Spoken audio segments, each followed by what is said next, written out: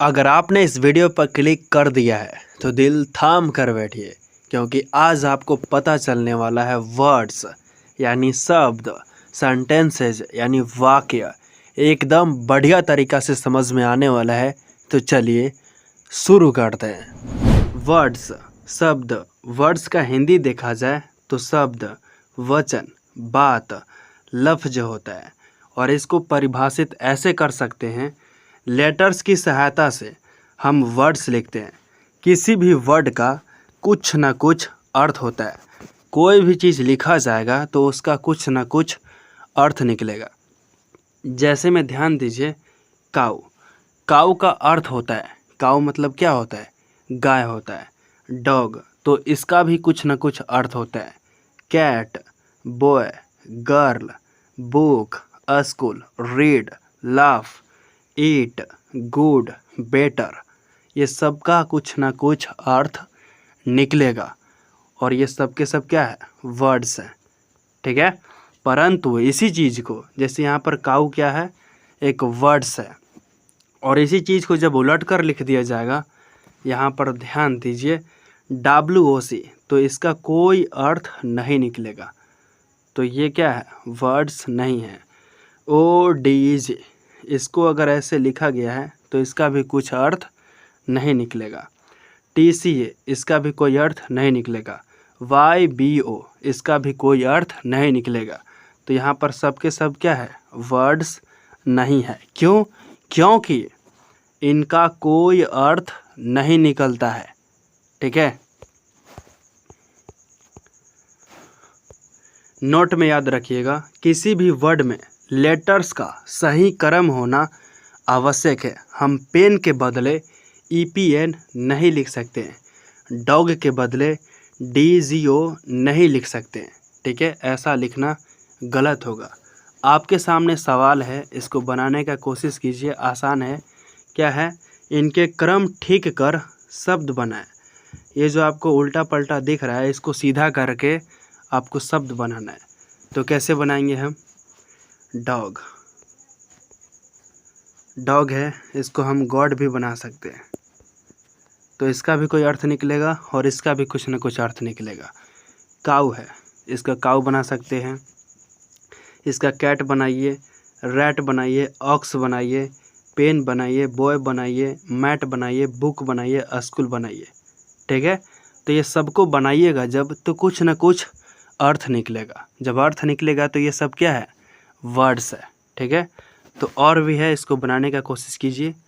यहाँ पर है, मदर है, गर्ल है, इंक है, टोप है, गुड है, एस है, वाटर है।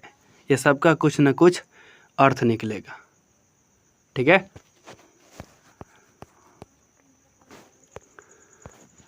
अब समझते हैं सेंटेंसेज, वाक्य। शब्द या शब्दों का ऐसा समूह जिससे पूरा अर्थ निकले, सेंटेंस कहलाता है। इसको इंग्लिश में ऐसे डेफिनेशन दे सकते हैं, ए वर्ड और a group of words which makes complete sense is called a sentence. कहने का मतलब ये है, शब्द या शब्द का एक ऐसा समूह जिससे पूरा अर्थ निकले, सेंटेंस कहलाता है। यहाँ पर ध्यान दीजिएगा, एग्जाम्पल में है गो, तो गो एक क्या है? वर्ड है, यानी शब्द है। तो गो अकेले है, लेकिन इसका कुछ ना कुछ अर्थ निकल रहा है। अर्थ निकल रहा है, इसका मतलब ये क्या है? ये भी एक सेंटेंस है। यहाँ पर देखिए कम है, तो कम क्या है? अकेला है, लेकिन फिर भी इसका अर्थ निकल रहा है। अब यहाँ पर है कम हेयर, तो कम अलग सा वर्ड है और हेयर दूसरा वर्ड है। ये दोनों वर्ड जब एक साथ मिल रहे हैं तो इनका भी कुछ ना कुछ अर्थ निकल रहा है। तो दो वर्ड, जब दो से अधिक जब वर्ड मिल रहे हैं और उनका अर्थ निकलता है तो वो क्या कहलाता है? सेंटेंस कहलाता है। ठीक है। यहाँ पर देखिए, आई एट ए मैंगो, तो इसका भी अर्थ निकल रहा है, मैं आम खाता हूँ। तो ये भी क्या है? सेंटेंस है।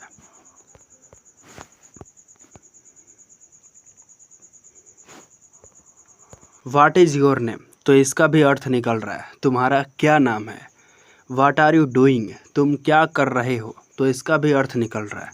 तो ये सब क्या है? सेंटेंस है। नोट में याद रखिएगा, किसी भी सेंटेंस में शब्द का सही क्रम होना आवश्यक है। जैसे में आई गो टू स्कूल के बदले में हम आई स्कूल गो टू नहीं लिख सकते हैं, ऐसा लिखना जो है गलत होगा। ठीक है। नोट 2 है, प्रत्येक सेंटेंस का पहला जो लेटर होता है वो कैपिटल होता है, यानी बड़ा होता है। ठीक है। तो आपके सामने सवाल है, इनके क्रम ठीक कर सेंटेंस बनाएं। तो यहाँ पर ध्यान दीजिए, इसको आपको सीधा करके एक सेंटेंस बनाना है। तो सीधा करिए, आई एम ए बॉय। तो ये क्या बन गया? ये एक बन गया सेंटेंस, इसका पूरा अर्थ निकलेगा। इसको भी निकालिए, they are laughing, you are a girl, ऐसे बनाइए। My mother is good. ठीक है। This is a cat. और भी है, द पेन इज रेड। ठीक है। I am ready, go there, I am going, she is very good. तो यहाँ हो जाएगा, आई ईट ए मैंगो। और भी आगे है, ध्यान दीजिए, इसको आप बना लीजिएगा। तो आई होप इस वीडियो में जो कुछ भी बताया हूँ आसानी से समझ आ गई होगी। तो चलिए फिर मिलते हैं एक और नए दिन नए टॉपिक के साथ। तब तक के लिए जय हिंद, वंदे मातरम।